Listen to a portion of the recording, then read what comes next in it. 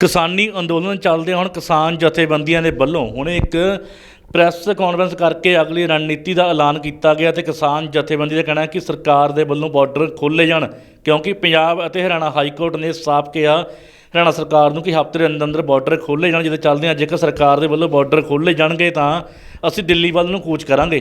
ਸਾਡੇ ਛੋਟੇ ਜਿਹੇ ਨਿੱਕੇ ਜਿਹੇ ਸੱਦੇ ਤੇ ਤੁਸੀਂ ਵੱਡੀ ਗਿਣਤੀ ਚ ਆਏ ਹੋ। ਅੱਜ ਅਹਿਮ ਵਿਚਾਰਾਂ ਤੁਹਾਡੇ ਨਾਲ ਸਾਂਝੀਆਂ ਕਰਨੀਆਂ। ਦੂਜੇ ਫੋਰਮਾਂ ਨੇ ਸੰਯੁਕਤ ਕਿਸਾਨ ਮੋਰਚਾ, ਗੈਰ ਰਾਜਨੀਤਿਕ ਅਤੇ KMM ਕਿਸਾਨ ਮਜ਼ਦੂਰ ਮੋਰਚਾ ਤੇ ਮੇਰੇ ਸੱਜੇ ਮੈਂ ਦਾਸ ਗੁਰਿੰਦਰ ਸਿੰਘ ਭੰਗੂ ਮੇਰੇ ਨਾਲ ਬੈਠੇ ਨੇ।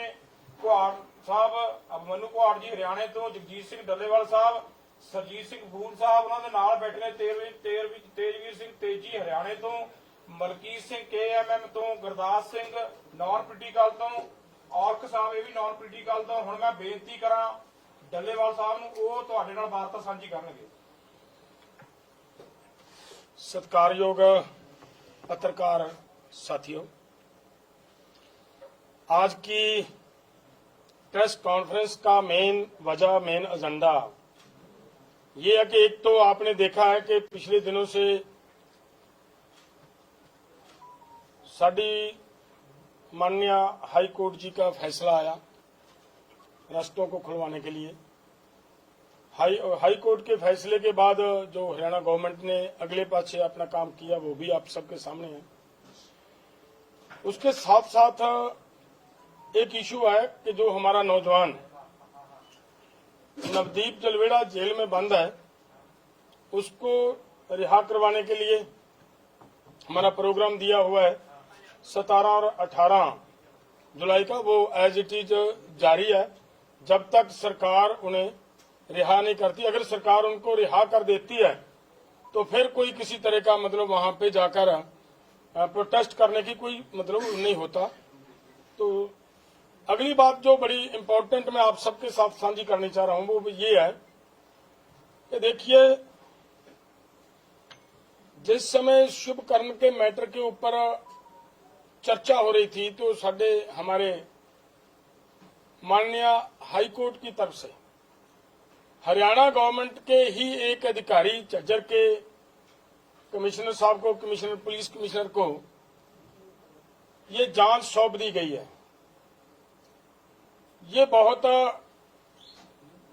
अन्यायपूर्वक बात हो रही नजर आ रही है हमारे साथ, क्योंकि जिस समय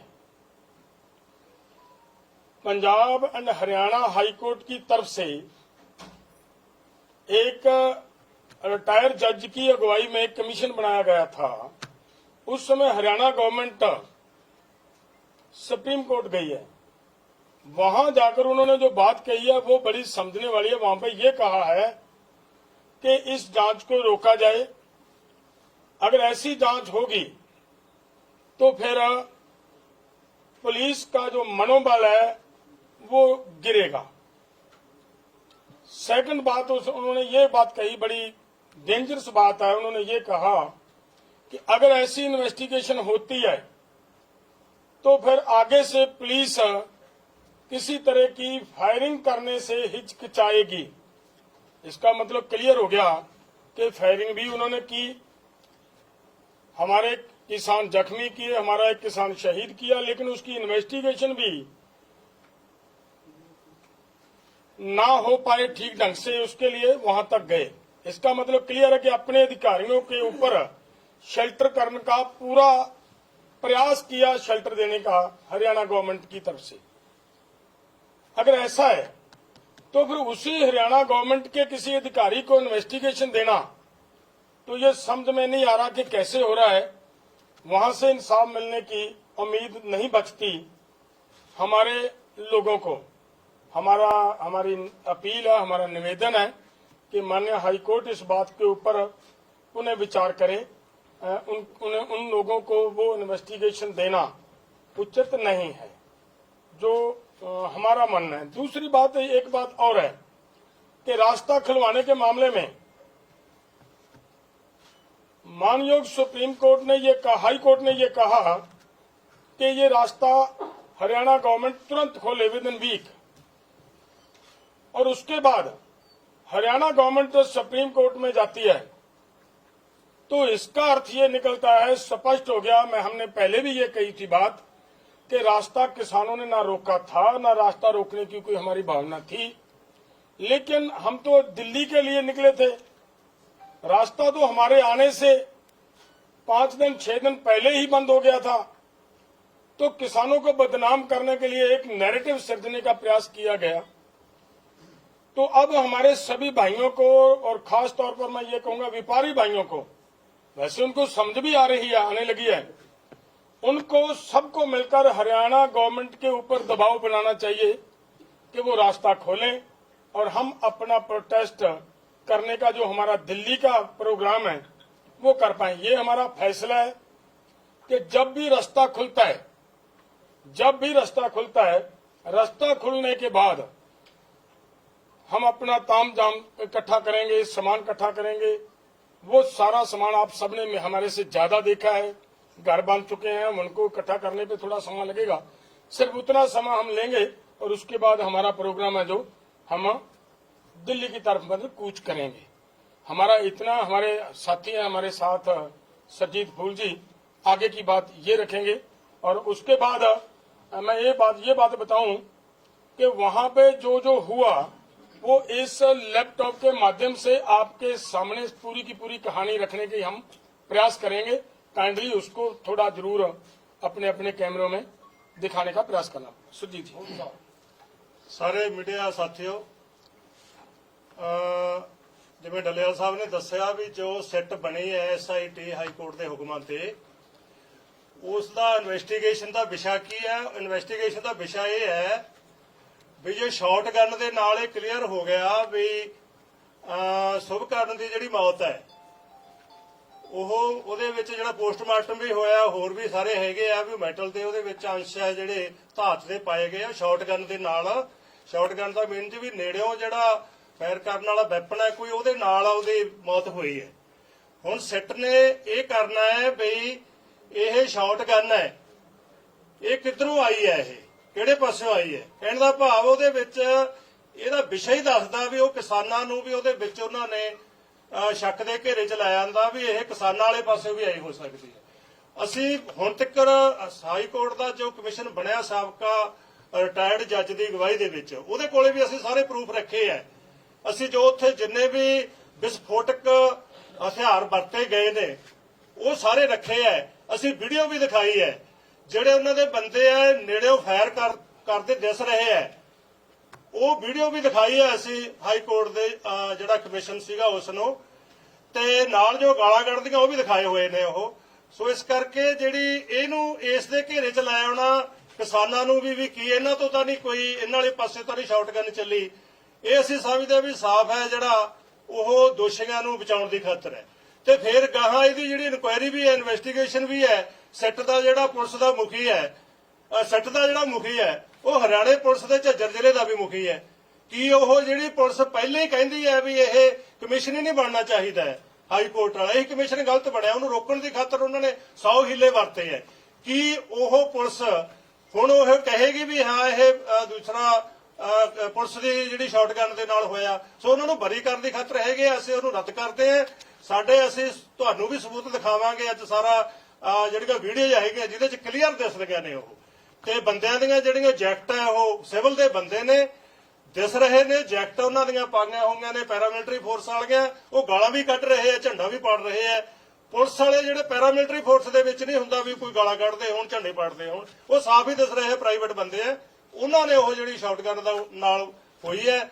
ਅਸੀਂ ਇਹ ਇਨਸਾਫ ਦੀ ਖਾਤਰ ਹੈ, ਅਖੀਰ ਤੱਕ ਅਸੀਂ ਲੜਾਂਗੇ, ਲੀਗਲ ਫਾਈਟ ਵੀ ਲੜਾਂਗੇ, ਐਜੀਟੇਸ਼ਨ ਵੀ ਲੜਾਂਗੇ ਵੀ ਜਿਹੜਾ ਸ਼ੁਭਕਰਨ ਦੇ ਜਿਹੜੇ ਅਸਲ ਕਾਤਲ ਹੈ। ਸਾਡੇ ਕੋਲੇ ਹੋਰ ਵੀ ਪ੍ਰੂਫ ਆਏ ਨੇ, ਸਾਡੇ ਕੋਲ ਚਿੱਠੀਆਂ ਵੀ ਆਈਆਂ ਨੇ ਕੁਝ ਬੰਦਿਆਂ ਦੀਆਂ, ਉਹ ਅਸੀਂ ਕਿਤੇ ਫੇਰ ਕਮਿਸ਼ਨ ਮੂਹਰੇ ਰੱਖਾਂਗੇ ਵੀ ਅਸੀਂ ਗਵਾਹ ਹੈਗੇ ਆ। ਸਾਡੇ ਕੋਲ ਇੱਕ ਚਿੱਠੀ ਆਈ ਹੈ, ਕਿਸੇ ਬੰਦੇ ਨੇ ਪਾਈ ਹੈ, ਪੰਚਕੂਲੇ ਦਾ ਬੰਦਾ ਵੀ ਮੈਂ ਸਾਬਤ ਕਰੂੰਗਾ ਇਹ ਵੀ ਆਹ ਬੰਦਿਆਂ ਨੇ ਗੋਲੀ ਚਲਾਈ ਹੈ, ਤੇ ਇਹਨਾਂ ਦੀ ਲੋਕੇਸ਼ਨ ਕੱਢ ਲਓ ਉਸ ਦਿਨ, ਉਹ ਅਸੀਂ ਸਾਰੇ ਦੇ ਸਾਰੇ ਰੱਖਾਂਗੇ।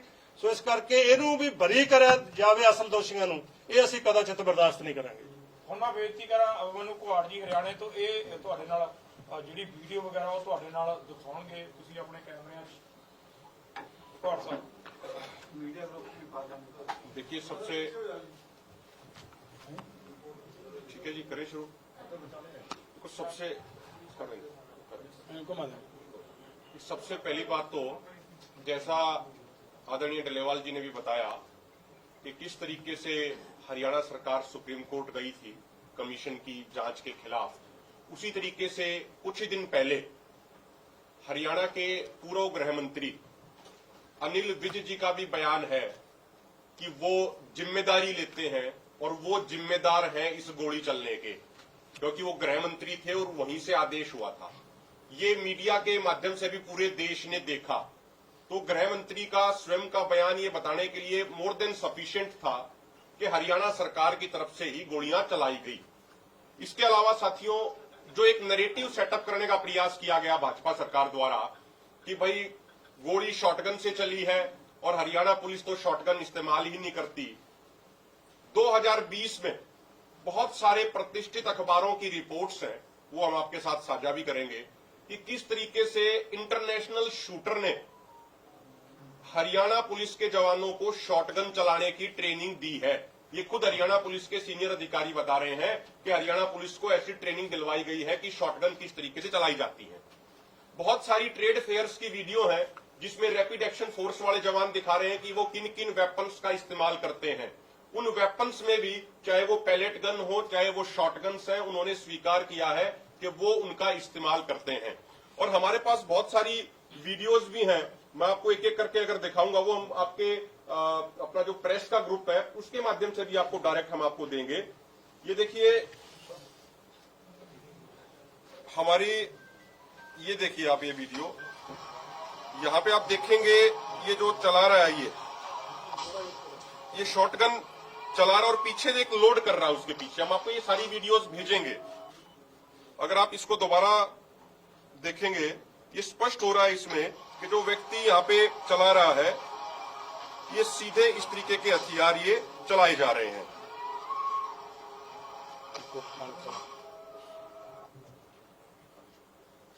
उसी तरीके से अगर आप ये वीडियो देखेंगे, ये किस तरीके से एसएलआर से ये फायर कर रहे हैं।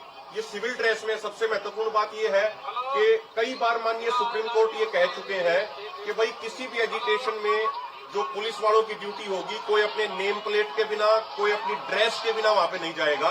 लेकिन ये किस तरीके से माननीय सुप्रीम कोर्ट के नियमों की धज्जियां उड़ाई जा रही हैं। ये व्यक्ति एम करके एसएलआर के फायर कर रहे हैं, एम करके किसानों पे कर रहे हैं, यानी इनकी मंशा ये थी कि किसानों को मारने के लिए ही ये आए थे। अब ये स्पष्ट देख सकते हैं, अब ये दोबारा ये इनके हाथ में जो एसएलआर है उसको ये उठा के देखिए, अब ये सीधा किसानों पे एम करके सर को निशाना बना के सीधा ये फायर कर रहे हैं। अगर आप इसी तरीके से ये देखेंगे कि किस तरीके से एक किसानों के प्रति नफरत इन लोगों के मन में थी, किस तरीके से किसानों के झंडे फाड़े जा रहे हैं, किस तरीके से गाड़ियां किसानों की तोड़ी जा रही हैं, ये देखिए आप। ये 21 फरवरी की खनौरी बॉर्डर की वीडियो है, किस तरीके से किसानों की गाड़ियां तोड़ी जा रही हैं। तो गाड़ियों ने तो कुछ किया नहीं था, ट्रैक्टर तोड़े गए, पानी के जो टैंकर थे उनमें जहरीला केमिकल मिलाया गया, ये सारी चीजें। मैं एक दो वीडियो छोटी आपको महत्वपूर्ण है वो और दिखाना चाहूंगा। ये देखिए आप, ये किसान यूनियन का झंडा उठाया जाता है और इसको अब ये पैर के नीचे रख के इसको ये फाड़ रहे हैं। ये वही सिविल ड्रेस में जो लोग हैं जो काले रंग की जैकेट पहने हुए थे। फिर एक ये अभी फायर करेगा, अभी यहां से ये देखिए इसने फायर किया है, तो ये थापी मारी है इसने। ये कौन सा नियम हो गया कि कोई थापी मारेगा, कोई इस तरीके से फायर करेगा? वो हमारे मोर्चे के अंदर घुस के वो फायरिंग कर रहे हैं जब किसान बहुत पीछे खड़े हैं। इसी तरीके के हमारे पास सैकड़ों वीडियो प्रूफ हैं। और एम्बुलेंसों के ऊपर इस तरीके से हमला किया गया और जो हमारे उस समय मौके के डॉक्टर मौजूद थे वो, ये बहुत रेपुटेड डॉक्टर्स हैं, इनकी उस समय की मौके की स्टेटमेंट है। और आप इसको एक बार 20 सेकंड सुनेंगे तो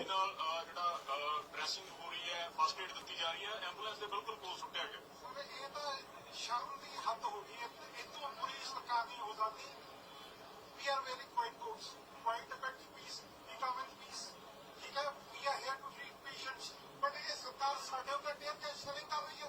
शेम ऑन दिस गवर्नमेंट। और सबसे महत्वपूर्ण बात यह है, इसमें से बहुत सारे मेडिकल वॉलंटियर वो हैं जो 2020-21 के आंदोलन में भी थे, और हमारे पास वीडियो है जब वहां पिछले आंदोलन में एक पुलिस वाले को नॉर्मली चोट लग गई थी तो इन्हीं मेडिकल वॉलंटियर्स ने पुलिस वालों को भी ट्रीटमेंट दी थी। और इनका मोटो ये है कि भाई चाहे चोट किसी को भी लगी हो, हमारा धर्म है उसका इलाज करना।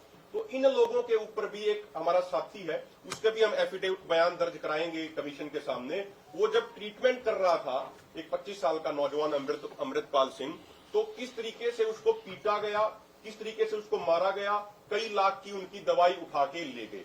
तो ये जो सारे वीडियो एविडेंस मौजूद हैं, उसके बावजूद गुमराह करने का प्रयास पूरे देश को किया जा रहा है हरियाणा की भाजपा सरकार द्वारा।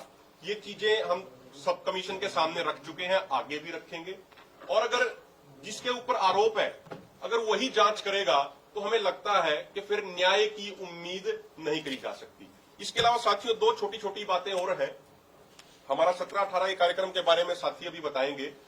22 जुलाई को संयुक्त किसान मोर्चा, गैर राजनीतिक और किसान मजदूर मोर्चा का साझा कन्वेंशन दिल्ली के कॉन्स्टिट्यूशन क्लब में होने जा रहा है, जिसमें देश भर से 200 किसान संगठनों के प्रतिनिधि भाग लेंगे और वहां पे आगे की रणनीति बनाई जाएगी। जो हमने गैर भाजपाई सांसदों को एमएसपी गारंटी कानून पे प्राइवेट बिल लाने के लिए जो हमने मेमोरेंडम पूरे देश भर में सैकड़ों सांसदों को दिए हैं, उसी पे आगे की रणनीति बनाई जाएगी। और विपक्ष के जो नेता हैं, चाहे वो राहुल गांधी हो, चाहे अखिलेश यादव हो, चाहे डीएम की पार्टी के स्टालिन हो, या और भी जितने भी विपक्ष के नेता हैं, उनको दोनों फोरम लेटर लिख चुके हैं और उनसे हमने समय मांगा है। और वो समय इसलिए मांगा है कि भाई हम एमएसपी गारंटी कानून पे प्राइवेट बिल को लेकर चर्चा कर सकें। वो बेशक सत्ता में ना आए हों, लेकिन उनकी पार्टी के मैनिफेस्टो में लिखा था कि एमएसपी गारंटी कानून बनाएंगे, किसान मजदूरों की कर्ज माफी के लिए एक संवैधानिक आयोग बनाएंगे, अन्य ढेर सारी बातें उन्होंने कही थी। वो सत्ता में बेशक ना आए हो, लेकिन देश की जनता ने, देश के किसानों और मजदूरों ने इंडिया अलायंस को एक मजबूत विपक्ष की भूमिका दी है। इसलिए उनकी जिम्मेदारी बनती है कि जो बातें उन्होंने कही थी उस पर चलते हुए प्राइवेट बिल लेके आए। तो उसी को लेके विपक्ष के तमाम नेताओं से हमारी मीटिंग भी होगी, उसके लिए हम उनको लेटर लिख चुके हैं। तेजवीर सिंह जी, बहुत बहुत पत्रकार बंधुओं का इधर पुलिस साहब तुम इधर हो जाओ, तेजवीर सिंह इधर हो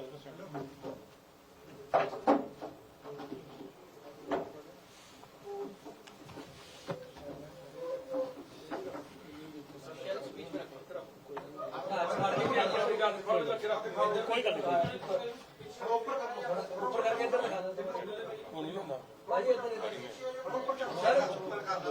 सर जी इधर देख के तो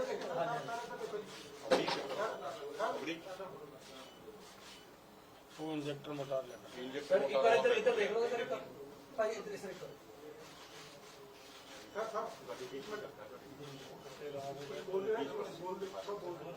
पत्रकार बंधुओं का बहुत बहुत धन्यवाद।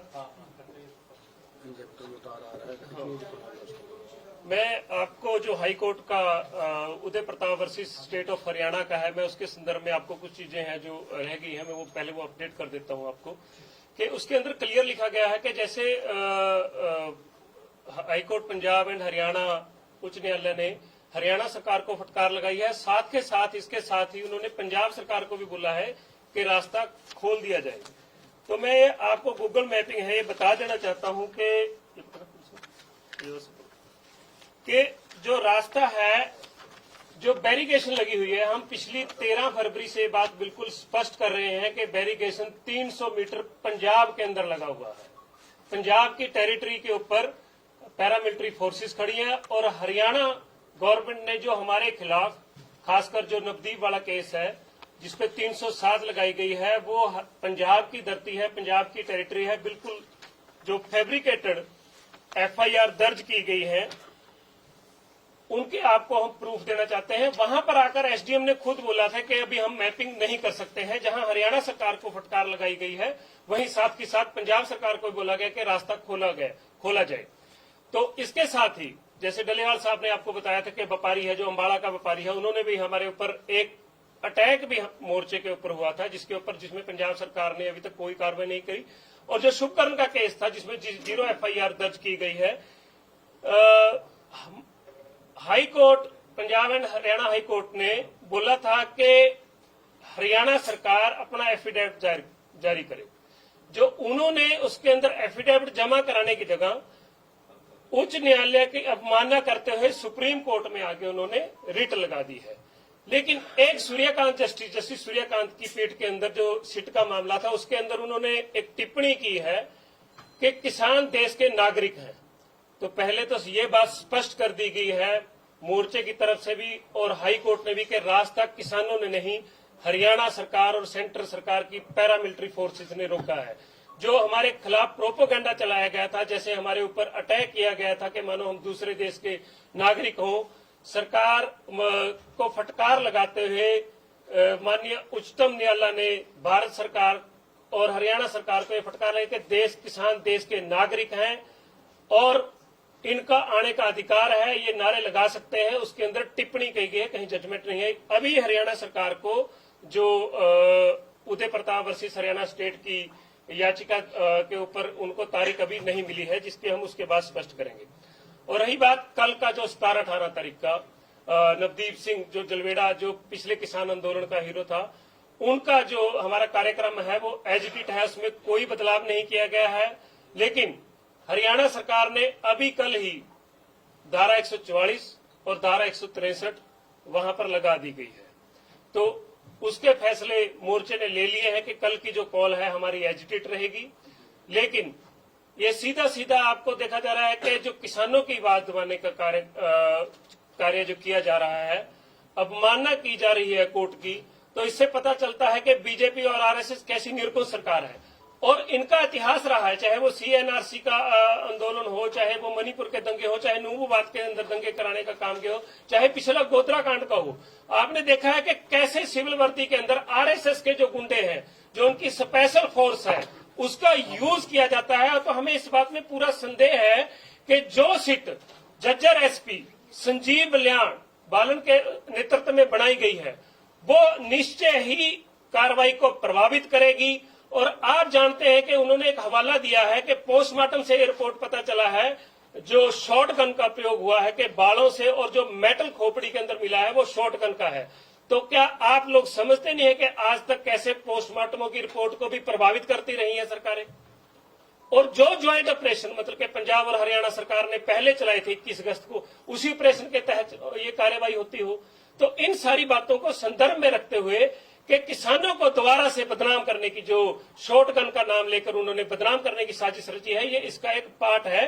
तो हम निश्चय इस बात पर ये बात करते हैं कि जो सरकार खुद ही वकील, खुद ही मुजरिम होगी, वो कैसे फैसला कर पाएगी।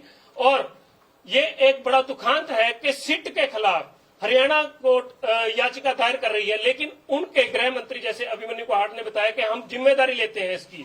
और उन्होंने उस वीडियो के अंदर अपने ट्विटर हैंडल से ट्वीट किया था कि मेरे खिलाफ जो बनती कार्रवाई है वो की जाए।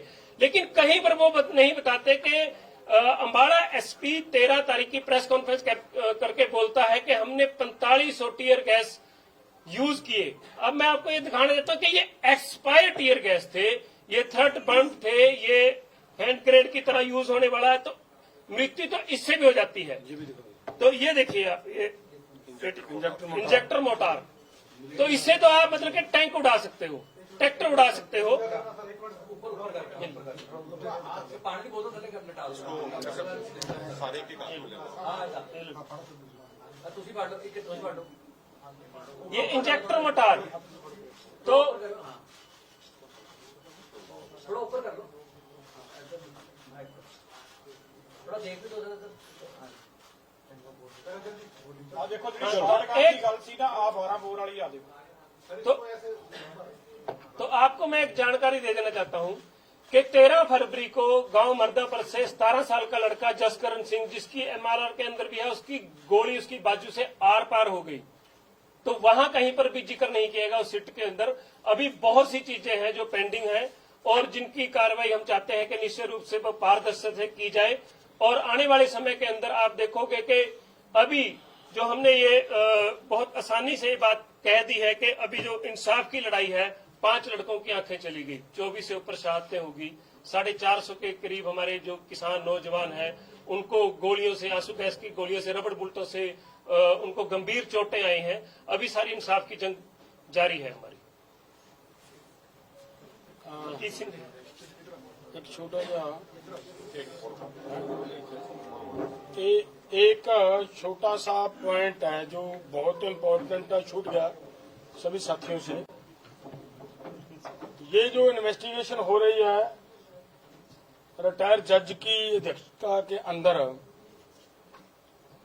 उसमें ये कहा गया है कि एक्सेस फोर्स यूज की गई है या नहीं की गई, इसकी जानकारी दें। तो उसके बारे में आपको मेरा ख्याल है कुछ चीजें तो यहाँ पे दिखा दी गई हैं। एक बात बहुत इंपॉर्टेंट मैं दिखाने चाह रहा हूँ, आपको कहनी चाह रहा हूँ कि 21 फरवरी को हमारे वहां नौजवान उसको ਆਦੀ ਕਿ 13 ਫਰਵਰੀ ਤੋਂ ਕਿਸਾਨ ਨੇ ਜਿਹੜੇ ਬਾਰਡਰਾਂ ਤੇ ਬੈਠੇ ਨੇ, ਕਾਫੀ ਲੰਬਾ ਸਮਾਂ ਹੋ ਗਿਆ ਕਿਸਾਨਾਂ ਨੂੰ ਧਰਨੇ ਤੇ ਬੈਠੇ ਨੂੰ। ਗਰਮੀ ਵੀ ਅੱਤ ਦੀ ਪੈ ਰਹੀ, ਜਦੋਂ ਚੱਲਦੇ ਆ ਕਿਸਾਨ ਆ ਜਿਹੜੇ ਆਪਣੇ ਮੰਗਾਂ ਨੂੰ ਲੈ ਕੇ ਡਟੇ ਨੇ, ਪਰ ਉੱਥੇ ਹੀ ਸਰਕਾਰ ਦੇ ਵੱਲੋਂ ਕਿਸਾਨਾਂ ਦੀਆਂ ਮੰਗਾਂ ਵੱਲ ਧਿਆਨ ਨਹੀਂ ਦਿੱਤਾ ਗਿਆ। ਹਾਲਾਂਕਿ ਕੇਂਦਰ ਸਰਕਾਰ ਦੇ ਵੱਲੋਂ ਕਿਸਾਨਾਂ ਨੂੰ ਕਈ ਵਾਰ ਪ੍ਰਸਤਾਵ ਜ਼ਰੂਰ ਭੇਜਿਆ ਗਿਆ, ਪਰ ਕਿਸਾਨਾਂ ਨੇ ਉਹ ਅਣਮਨਜ਼ੂਰ ਕਰਤਾ। ਜਦੋਂ ਚੱਲਦੇ ਆ ਕਿਸਾਨ